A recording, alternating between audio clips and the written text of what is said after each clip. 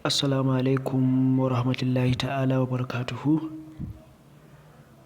Allahumma salli ala sayyidina Muhammad al-Fatihi lima guliq wal khatim lima sabaqa nasrul haqqi bil haqq wal hadi ila siratikal mustaqim wa ala alihi haqqa qadrihi wa miqdarihi azim.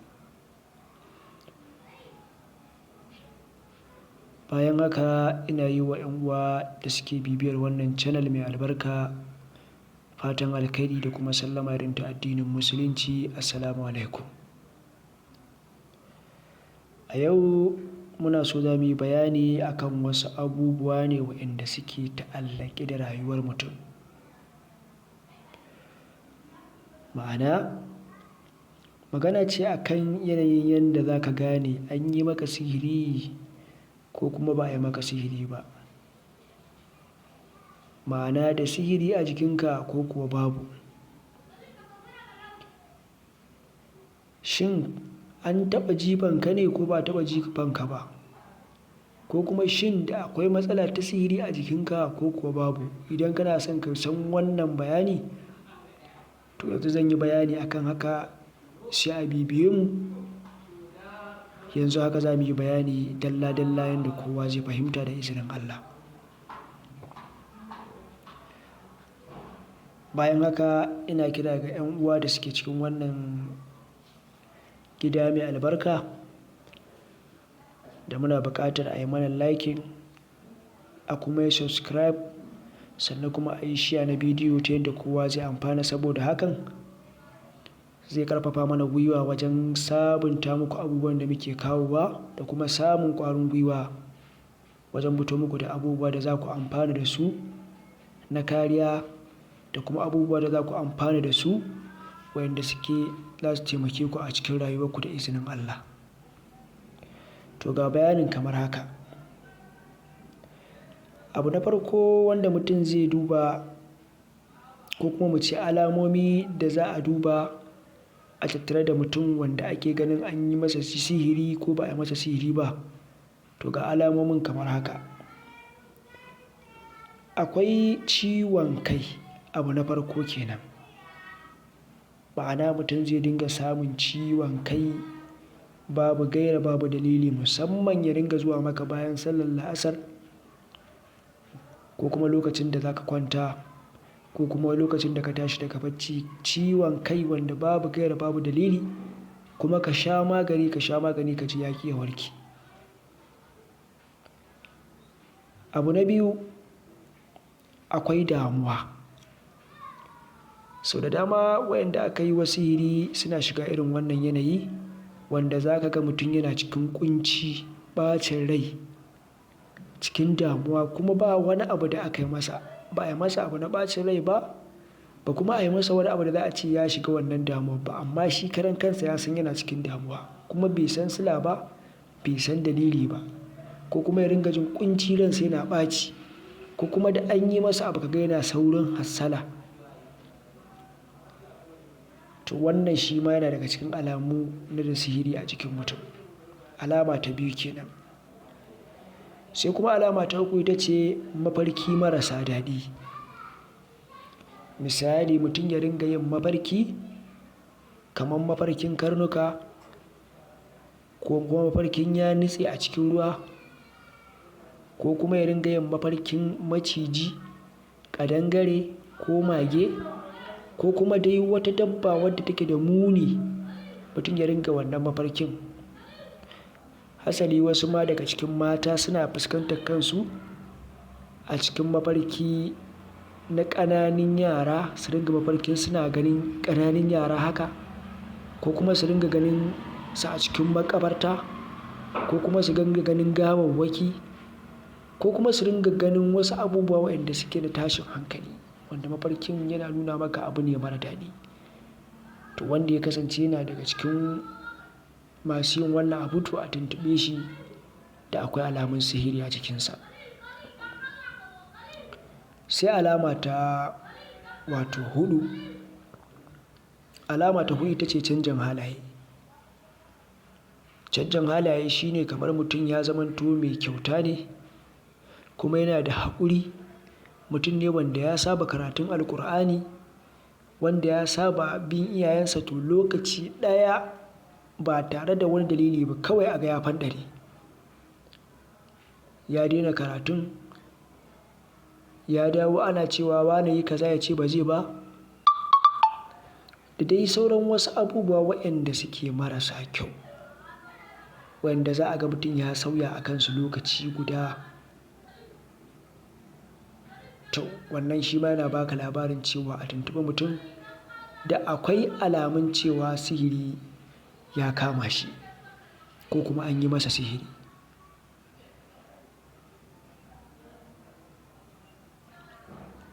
Sai kuma alama ta biyar. Alama ta biyar ita ce ciwuka da raunuka waɗanda suke masu wuyan warkewa, wanda mutum haka kawai babu gaira babu dalili kawai sai a ga wasu ƙuraje suna fito mar, ko kuma kawai kunnensa ya kama ciwo, ko mararsa ta dinga kumbura, ko kuma dai ya ringa ganin wasu abubuwa waɗanda babu wani abu da za a ce gashi wanda ya sabbabar da wannan abubuwan, ba wata sila da za a ce ta shiga tsakani wadda ita ce ta haifar da wannan damuwar. To idan har ka ga irin wannan abun, to yana tabbatar maka da akwai sihiri, wanda da ƙarshe kuma za a dinga neman magani, ana ta neman magani kan ita wannan ciwuka da ka gani ya fito maka ko tabo, ai ta neman magani kuma ƙarshe ana ta yi aikin a banza. To shi ma yana da kyau mutum ya waiwayi kansa, ya kuma bincika. Wannan yana daga cikin alamomi da ake gane akwai sihiri ko babu a jikin mutum. Idan ka ga ɗaya daga cikin waɗannan, to tabbas ka tuntuɓi kanka da akwai alamun sihiri a tare da kai. Sannan akwai lalacewa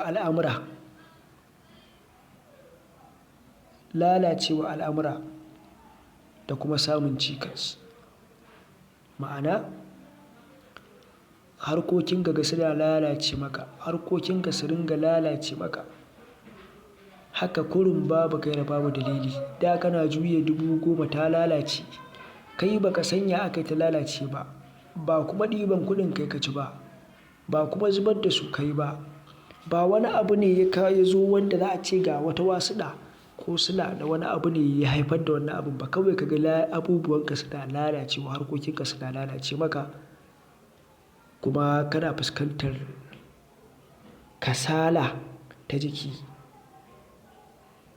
Kasala ma'ana kana jin kasalar fita ka je kai kasuwancin ba, ko kuma gashi kana kasuwanci, kuɗi ne ake samun su masu matuƙar yawa, to amma kuma za ka ga kuɗin ba ka yin wani abu takamaimai mai amfani da su. Gashi ana ciniki, ana samun harkoki alhamdulillahi, to amma kuma sai an zo an waiwayi kuɗin, sai ga ɗan ƙanƙanin lokaci kuɗin sun lalace, kai baka amfana ba, wani bai amfana ba.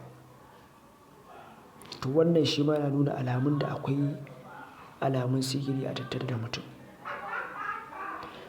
Bayan wannan kuma akwai jin alamun wani abu yana bibiyar jikinka. Za ka ringa jin jikinka kamar kiyashi yana bin jikinka wasu lokuta haka, kamar tafiyar tsutsa haka a jikinka. Ka ji wani abu yana ɗan yawo a jikinka, wani sa'in ma ka ga gurin yana ɗan yin rawa haka. To wannan shi ma alamu ne da akwai sihiri a tattare da mutum. Waɗannan alamomi da na yi bayani a kansu su ne kamar haka: akwai ciwon kai na ɗaya, akwai damuwa, akwai waɗanda za su ringa mafarkai marasa daɗi na 3 kenan, akwai canjin halaye lokaci guda na 4, akwai ciwon kai ko kuma ciwuwwuka su ringa zuwa wa mutum waɗanda suke masu wuyar magani, wanda kuma babu wani abu da za a ce ya sabbaba su. Sai na 6 shine nauyin jiki, kasala, rashin tashi kai ibada, kai ne makara sallar asubahi, kai ne kaza, in ka zo za ka yi sallar ma ka ringa jin ranka yana ɓaci da abubuwa makamantan waɗannan. Sai na 7 lalacewa al'amura da samun cikas akan duk abin da aka nufafa, sai a ga ba a samun nasara kuma ana fuskantar matsaltsalu. Sai kuma na 8 shine jin wani abu yana yawo a jikinka. Sannan akwai na 9 shine mutum ya ringa keɓance kansa da mutane. Mutum ya zamanto baya shiga cikin mutane. Ya zamanto mutum baya son ya ringa shiga cikin mutane. Ana zaune ana hira sai ka ga ya ware shi kaɗai gefe. Kuma ba wani abu yake yi ba, ya shiru. In ka tambaye shi me yake shi ma bai san me yake yi ba a gurin. Kawai dai ya fi son ya ga ya keɓance jikinsa da mutane. Ko kuma in a cikin mata ne ma wata akan samu ka ganta a cikin ɗaki ita kaɗai kuma ta fi son ta zauna a cikin duhu. To wannan duka alamomi ne waɗanda suke tabbatar maka da sihiri a jikinka da kuma faɗuwar gaba. Haka kawai ka dinga jin tsoro. Kana tafiya ka dinga jin tsoro ba gaira babu dalili. Haka kurum kana zaune sai ka ji ka razana. Shi ma wannan yana daga cikin alamu na 10 kenan. To waɗannan su ne alamomi guda 10 waɗanda mutum zai fara auna kansa da su. Idan har ya ga cewa yana da guda 2 ko 3 daga cikinsu ko ma ɗaya daga cikinsu, to yana da kyau ya tuntuɓi wato masu bincike akan a yi masa bincike kan da akwai sihirin nan ko babu, saboda a samu tabbaci.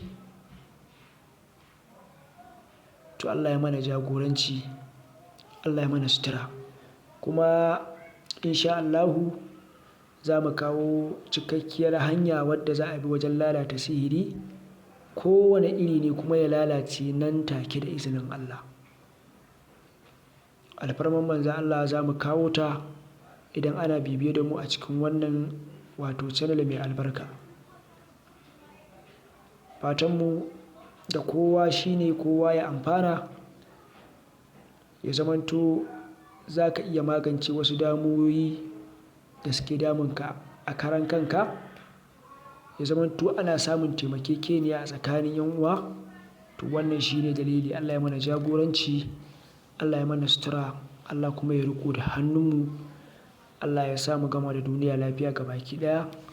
Amin summa amin. Bayan haka kada a manta a yi mana liking kuma a yi subscribe saboda a ringa samun cikakken wato bidiyo idan mun yi. Kada ya zamanto mun ɗauko karatu ba ka yi liking ba, ba ka yi subscribing ba, a ringa wuce ka. Kuma hakan zai ba mu ƙwarin gwiwa wajen sabunta muku da hanyoyi da muke da su